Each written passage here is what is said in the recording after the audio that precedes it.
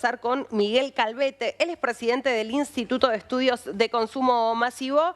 Y bueno, Miguel, es un punto muy interesante analizar qué va a pasar con el consumo de aquí a fin de año. ¿Cómo estás?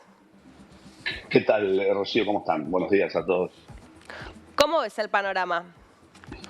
Bueno, en principio muy complejo porque ya desde el jueves pasado, prepaso, hubo en la gran mayoría de los comercializadores, tanto mayoristas como distribuidores de productos de consumo masivo, fundamentalmente lo enfocado a lo que es alimentos, bebidas, limpieza, e industria farmacéutica, hubo cambios de lista o en muchos casos quita de bonificaciones, que es una suerte de eufemismo para encubrir lo que es un aumento. Y a partir del día lunes ya comenzaron a generar un nuevo incremento, sobre todo en lo que es el sector cárnico y en productos de altísima rotación, caso de subproductos lácteos, también han venido con listas de precios entre un 10 y un 15%, el sector panaderil también, el sector de panaderías. De hecho, hoy el promedio del valor del kilo de pan está en torno entre 750 y 850 pesos. Es decir, afecta a toda, Ni este hablar. 25% de variación afecta a toda en mayor o menor medida. Esto ya venía impulsado por el dólar maíz, que afectó de manera directa también al sector lácteo y obviamente al sector cárnico. No nos olvidemos que ya sea el ganado bovino, porcino o avícola son distintos envases de grano para ser simplista, ¿no? Ujú. Y obviamente eso impactó muy fuerte, que vamos a ver una proyección en el mes de agosto en torno al 11,5, entre el 11,5 y el 12,5% promedio en lo que es consumo masivo. Y la inflación obviamente va a estar en dos dígitos, ¿no?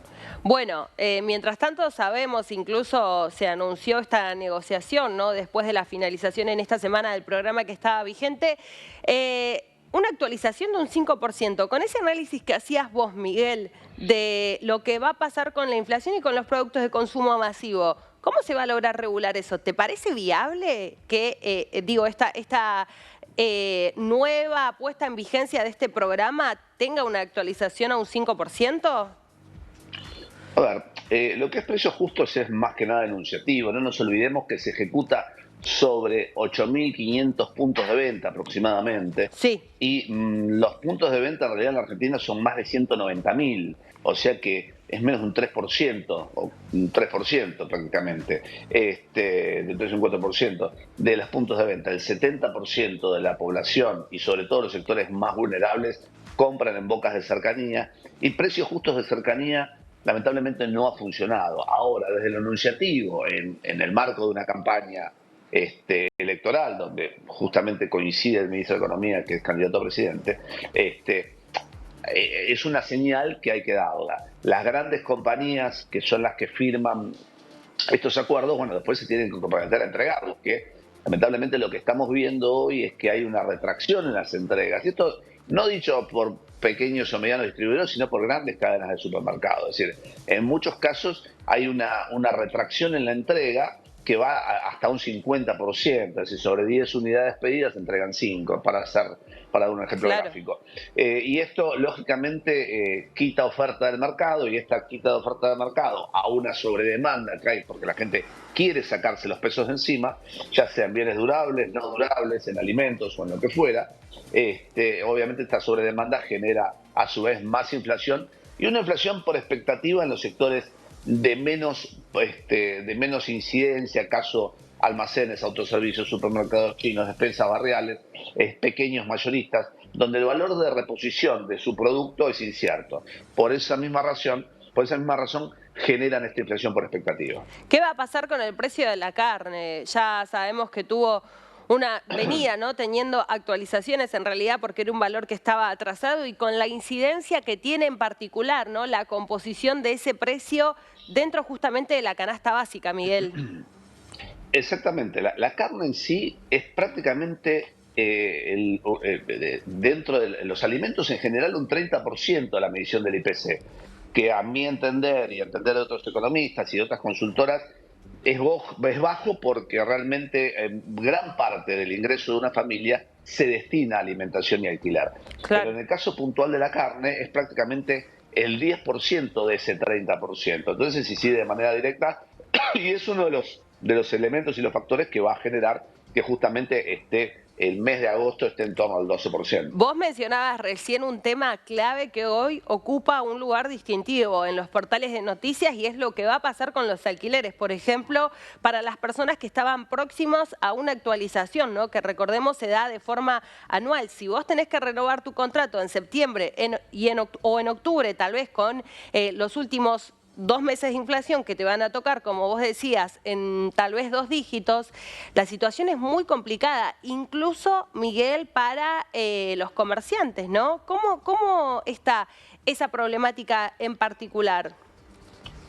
Bueno, básicamente hoy prácticamente un poco más del 70% de los alquileres se están generando prórrogas por 6 meses o por un año en aquellos contratos vencidos y en muchos casos acordados. ¿Por qué? Porque no pueden mucho, no solo en el caso de viviendas, que es más grave todavía, ¿no?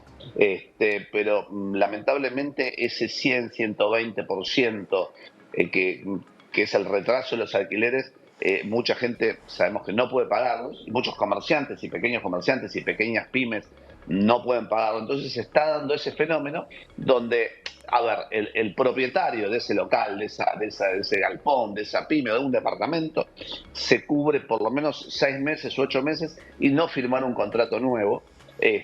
Hasta tanto hace una ley de alquileres lógica y coherente, ¿no? Que lamentablemente lo hablábamos justamente ayer en el sector industrial, que fue el Día de la Industria, con la gente de Copal y de Capima, que son las dos grandes, Copal que agrupa las coordinadoras de alimentos, productores de alimentos, y Capima, que es la Cámara de la Pequeña y Mediana Industria de Alimentación.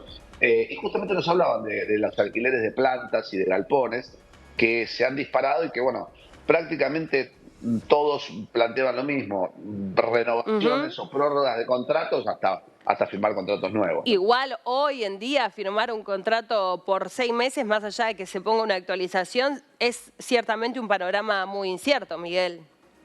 Es absolutamente incierto y bueno, por eso creo que urge que todos los candidatos hagan un planteo coherente y lógico para dar cierta previsibilidad, que el gran problema que tenemos es la falta de previsibilidad y no saber qué van a hacer los candidatos, salvo alguno que otro candidato que es un poco más específico en esto. ¿Cuál te parece que es más específico?